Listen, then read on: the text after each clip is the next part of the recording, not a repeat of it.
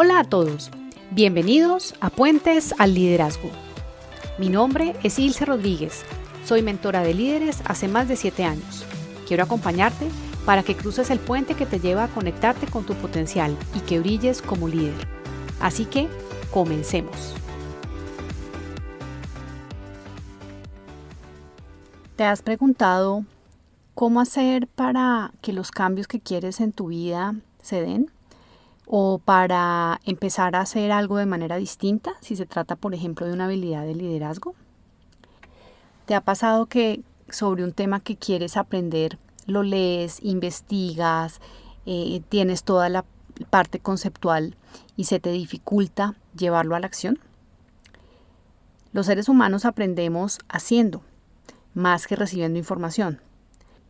Por eso la pregunta, ¿y ahora qué vas a hacer con lo que has aprendido?, es la pregunta que suelo hacer al final de mis sesiones de mentoría y de coaching para ejecutivos y para líderes, como una invitación a que lo que sea que hayan sacado de cada conversación y de cada generación de reflexión y aprendizaje, lo lleven a la práctica, porque ahí es donde realmente se genera el aprendizaje. Las personas no aprendemos porque pensemos algo distinto o porque tengamos una nueva idea en la cabeza. Las personas aprendemos cuando nos permitimos llevar esas ideas a la práctica y vemos si lo que hemos generado como una posibilidad realmente funciona y si no. Si se ponen a pensar también desde el punto de vista, por ejemplo, de un deporte o de cómo aprendimos a manejar vehículo o cómo aprendimos a manejar bicicleta, montar en bicicleta, no lo aprendimos desde la teoría. Lo aprendimos cuando salimos de la teoría y nos llevaron a montarnos en el carro y a empezar a utilizar los sistemas que hay allí. Entonces, lo mismo ocurre cuando se trata de aprender e incorporar habilidades de liderazgo. Esto es un proceso que requiere fases. Incorporar y desarrollar nuevas destrezas, nuevas formas de proceder, nuevos hábitos, requiere que pasemos por diferentes fases. Y lograrlo, incorporarlo, requiere consistencia y persistencia. Los procesos de aprendizaje se dan en la medida en que las personas son conscientes de su incompetencia. Y esto para los líderes suele llegar a ser duro y confrontador, porque las personas creen que saben y que están haciendo las cosas de la manera adecuada. De hecho, a mí me pasaba. Como líder en mi momento yo pensaba que yo manejaba bien a mi equipo, que yo me comunicaba adecuadamente y realmente nunca me lo cuestioné. Tal vez en los espacios de probable reflexión, en las evaluaciones de desempeño, en las conversaciones uno a uno con mis jefes, me daban algunas luces, pero realmente yo nunca lo cuestionaba en profundidad. Con eso en mente, lo que te quiero compartir es que para lograr incorporar una nueva habilidad de liderazgo, cualquier persona debe pasar por un camino que se llama la escalera del aprendizaje. Como herramienta de información y de aprendizaje es muy chévere esta escalera que tiene 4 escalones. El primero es el que se llama la incompetencia inconsciente y es cuando una persona no sabe que no sabe algo. El segundo es la incompetencia consciente. En este escalón es al que observo que llegan muchísimo los líderes que acompaño. La incompetencia consciente es cuando logran darse cuenta que creían que se estaban comunicando bien, pero en realidad no lo estaban haciendo así. Que creían que estaban delegando, pero no lo estaban haciendo de la manera adecuada. Entonces se dan cuenta de que están siendo incompetentes en ese tema del cual estamos hablando. Lo chévere de llegar a este escalón de la incompetencia consciente es que se genera el interés y el deseo de hacer las cosas de manera distinta.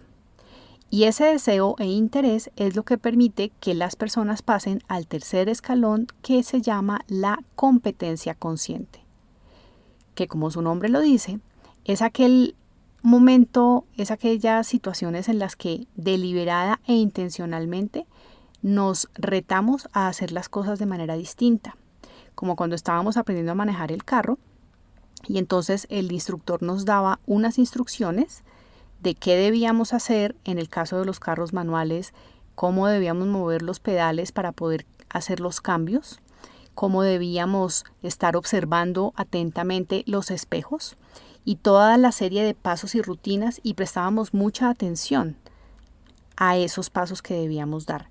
En ese momento, una persona que está aprendiendo a manejar está en la fase de competencia consciente, es decir, está queriendo conscientemente incorporar la habilidad de manejar. Ocurre lo mismo con la habilidad de toma de decisiones, con la habilidad de manejo de conflictos, con la habilidad de delegación, cualquiera de las competencias de liderazgo.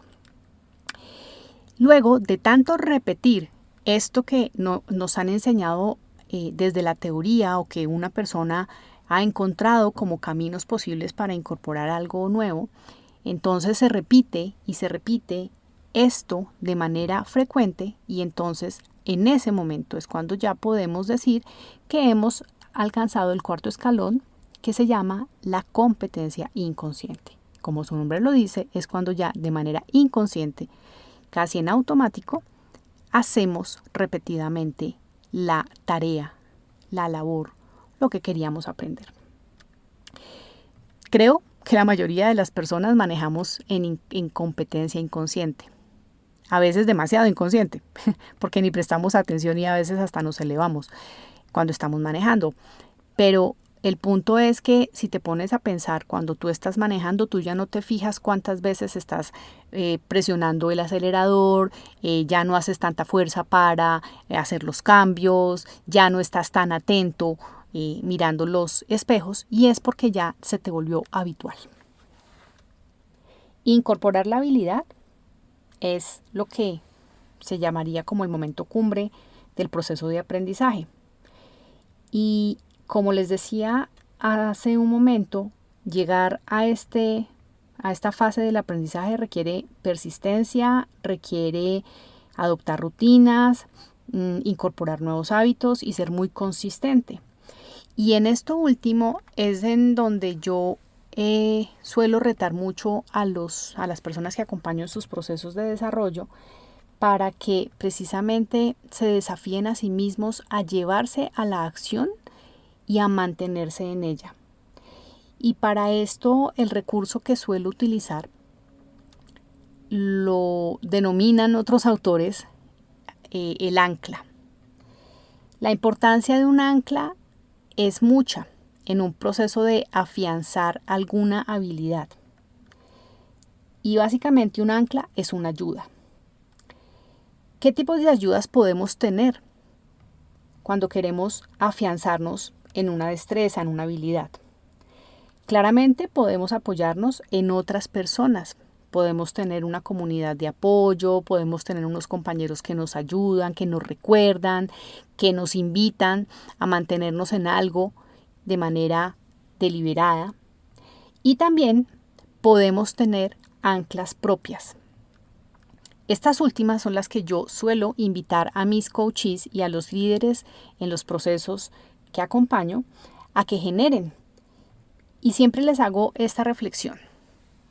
¿Qué es un ancla y para qué sirve un ancla en un barco? Hazte la pregunta. Respóndela mientras me escuchas en este episodio.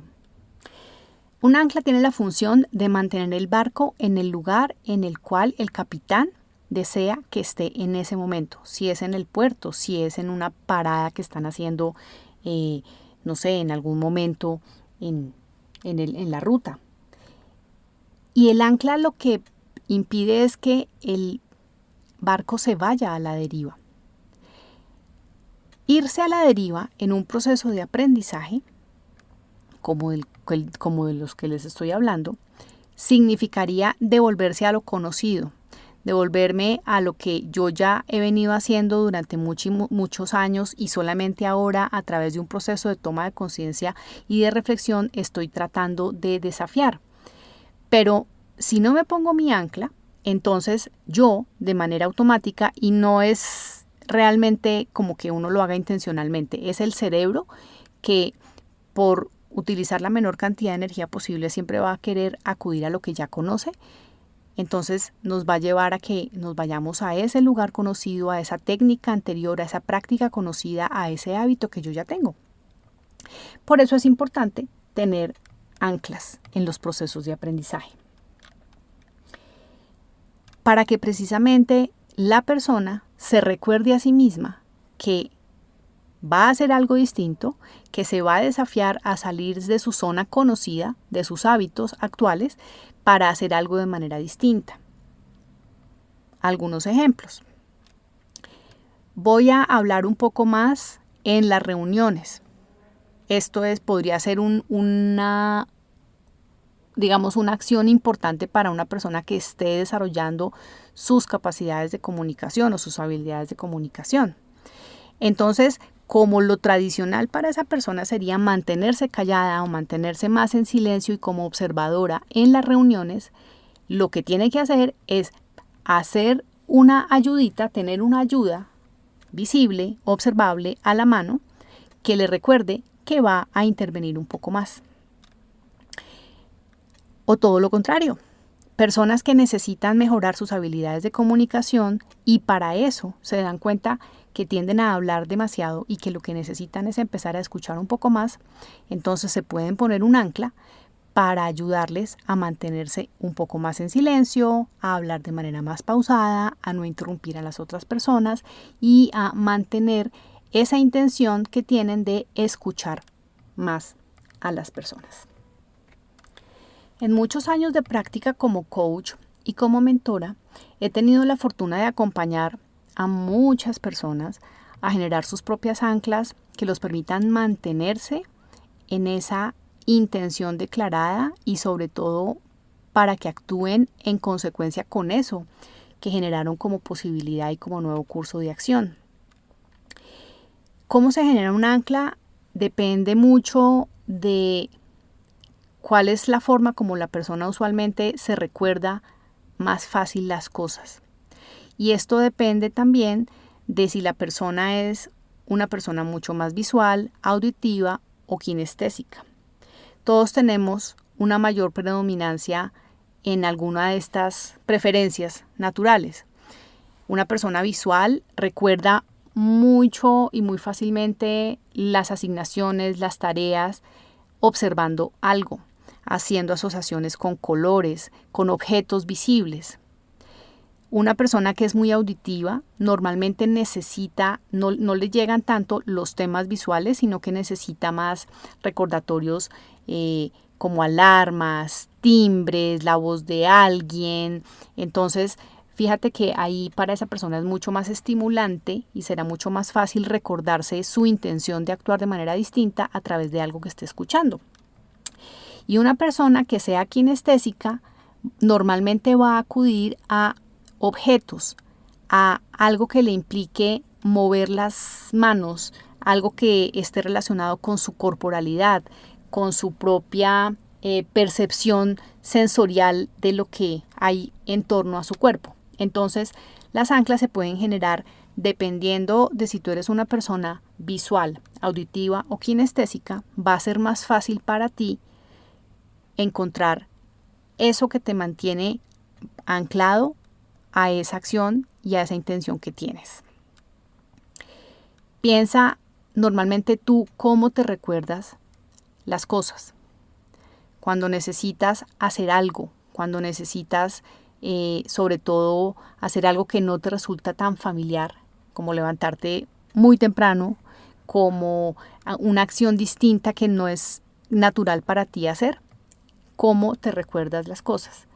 Y esa respuesta que venga a tu mente en este momento probablemente será la que corresponda a si eres más visual, auditivo o kinestésico. Te voy a compartir algunas ideas de anclas que yo misma he generado y que he visto que personas en sesiones conmigo han generado. A mí, por ejemplo, me funciona cambiarme el reloj de mano.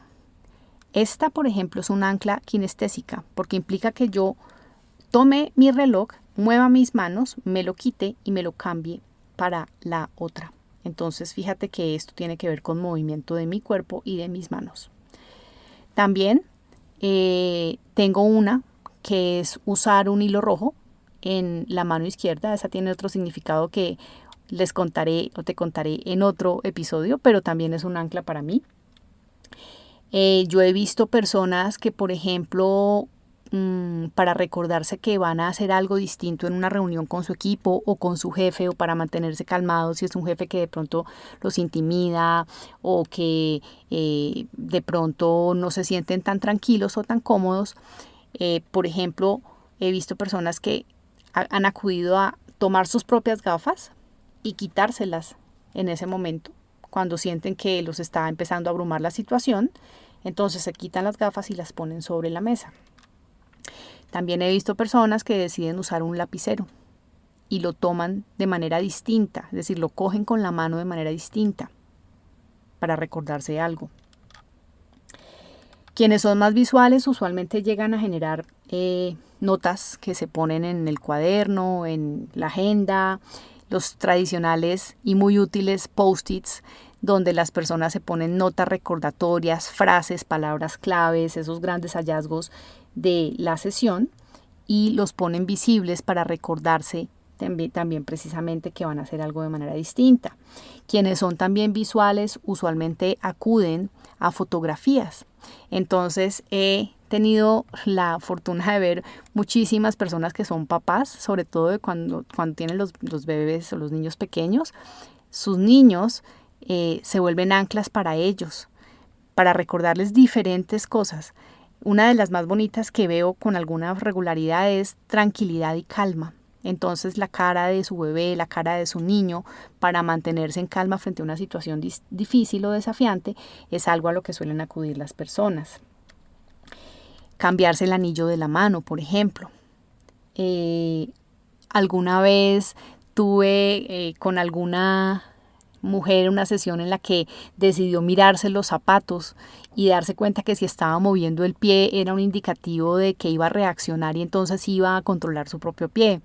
Y en fin, hay diferentes alternativas e ideas que tú puedes generar como anclas. Acá te he compartido algunas de las que he conocido, como te digo, en todos estos años trabajando con personas, a ayudarles precisamente a que incorporen nuevas formas de actuar, de proceder, de liderar. Y entonces tú puedes escoger la tuya. Cuando quieras hacer algo de manera distinta, ponte una notica, ponte recordatorios. Lo puedes hacer en la casa, lo puedes hacer en la oficina. Las personas no tienen por qué saber que eso es un ancla. El ancla es tuya y es para ti.